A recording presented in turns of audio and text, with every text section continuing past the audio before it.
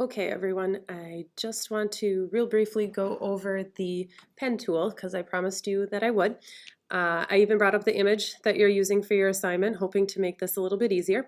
Like I said, the pen tool is not something that you use horribly often, but I think it's an important thing to understand what it does.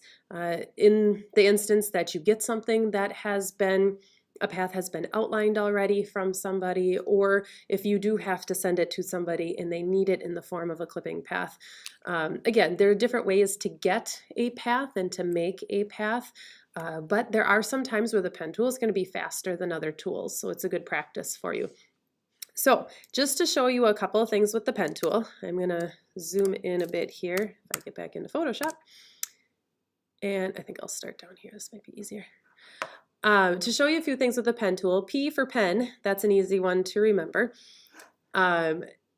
Most of these settings should be set properly, but one thing to check for, especially working on computers here on campus, if something's been changed, usually it's per user so you don't have to worry, but regardless, check that this says path and not necessarily shape. If you do a shape, it will outline it and create an actual shape layer from it. So that's really cool in some instances, but for what we're doing, the shape might actually distract from what you're doing because typically there's a fill and it might cover up parts of what you're trying to clip and confuse you. So just leave it as a path and then everything else should be fine.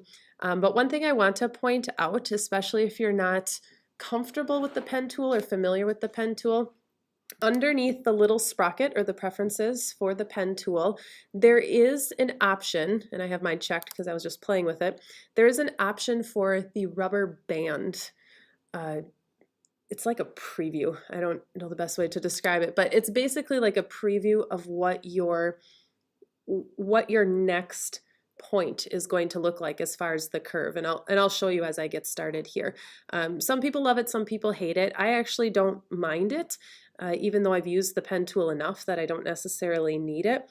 But it is kind of nice to see how that, like a curve, is going to shape as I click around.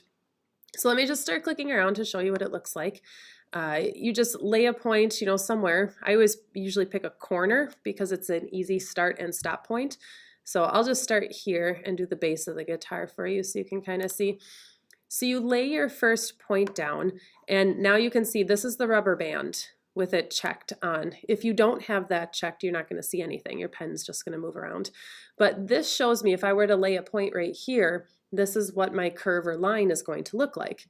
And since it's my first point, there's no curve to it yet.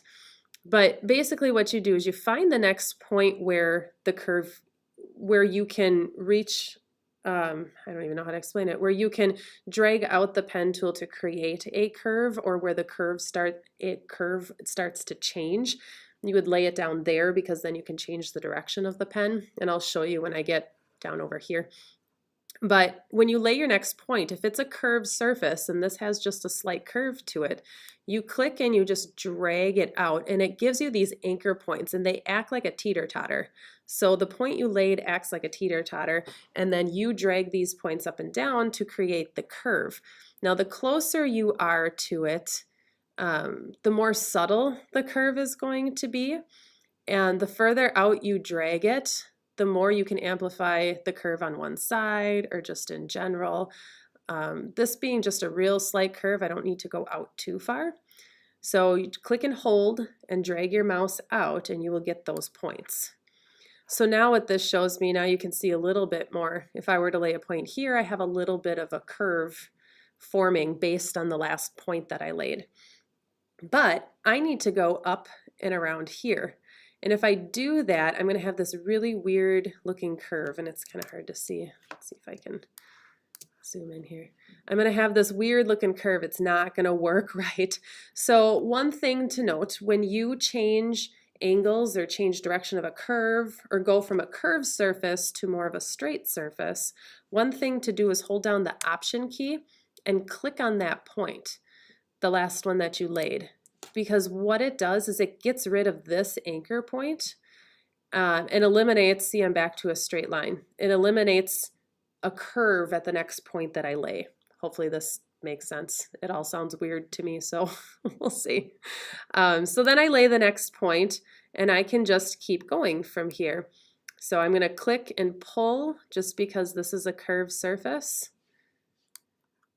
And now if I go here, that's not going to work too well. That's the next point I need to lay. So I option click to get rid of that anchor point. Go here, and now I can start. Now I can get a little bit bigger. It's those little knobs that take longer.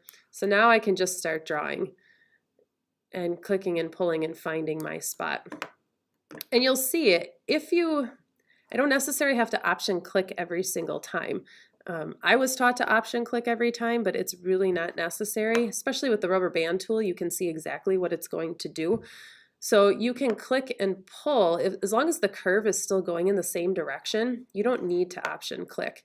It's not going to line up perfectly what I'm doing, but if I click and drag, my curve is still going in the same direction. So I can, my mouse is not doing what I want it to do. And like now my curve is starting to change, so it's not working too well. So I'm going to option click or not. There we go. I probably should have came out just a little bit more before I turned it. So I'm going to option click, and now right before this curve starts to go back the other direction, I'm going to lay a point here. This is pretty straight. So I'm going to lay a point here, and now right here I'm going to lay this point. Option click, go down a little bit. This curves in a tiny bit. And this is going to come with practice. This is not going to be necessarily as fast as I'm going right now. When I learned the pen tool, we had to create 100 paths, and we had to clip out all the continents from Earth and separate it from the water and create a path. That was a pain. That took like a week. So you can kind of see how this works here roughly. Now the big thing is, and I'm not going to clip all the way around this for sake of time, but basically once you get all the way around your guitar and you get back to, let's just pretend I came all the way up around. When you get back to the end, you have to close, or the beginning, you have to close the loop. So when you mouse over the point where you first started, I don't know how well you can see it, but next to my pen tool, it's no longer, well, sometimes you see a plus, but next to my pen tool is a little circle. That just means it's going to close the loop or close the path. So when I do that, my path is closed. I don't see the little rubber band coming out, and you can see that everything comes together. Now, the next step that you would need to do is in the path palette, you will see right now it's a working path, and you'll roughly see, my half of my guitar, a quarter of my guitar here. You'll see your whole guitar, it'll look a lot better. But right now it's a working path, so it's like a temporary thing.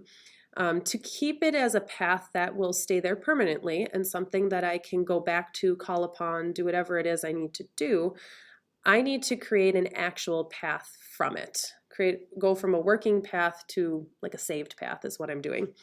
And the fastest way to do that, double click the working path, not the name, but double click here, and you'll see it says save path and give it a name. So guitar.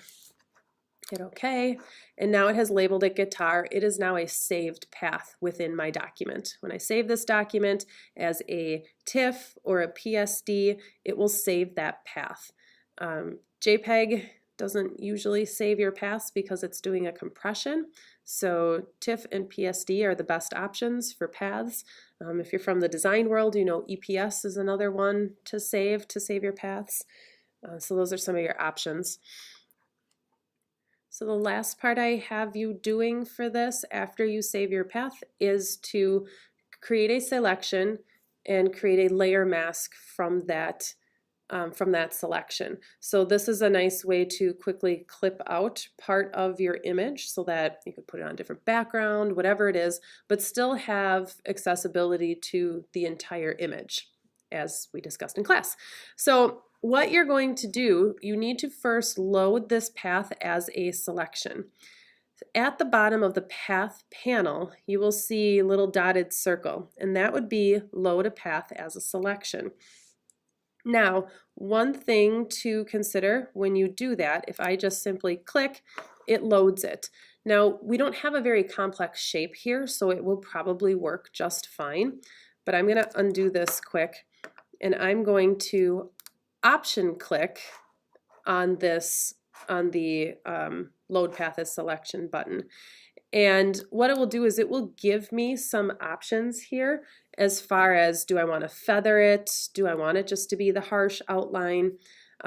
You really don't need it for this guitar, but I just want you to know that that is an option. So if you have selected out something, but you know it's going to look real cut out and you want to feather that a little bit, this is where you, or how you would do that. You option click load path as selection button, and then you can feather it however many pixels makes you happy.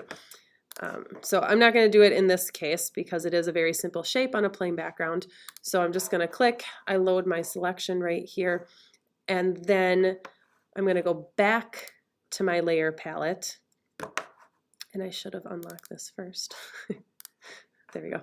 I should have unlocked my background layer first. So then once I have that selection, I'm simply going to click the layer mask button, and then you'll see it mask out the background, or most of my guitar in this case. So this is one easy way to have paths of something created and then clip it out as a mask, save it as a selection to use later, whatever it may be. That's how you're going to do it for your assignment. Don't forget also that you have to take a screenshot of that path. So once you're done completing the path for the guitar, click screen, zoom out, do your Command 0 to fill the screen, and then do Command Shift 4 or Command Shift 3 to take a full shot of your entire computer screen, and just show me that you did the path. But other than that, you should be set.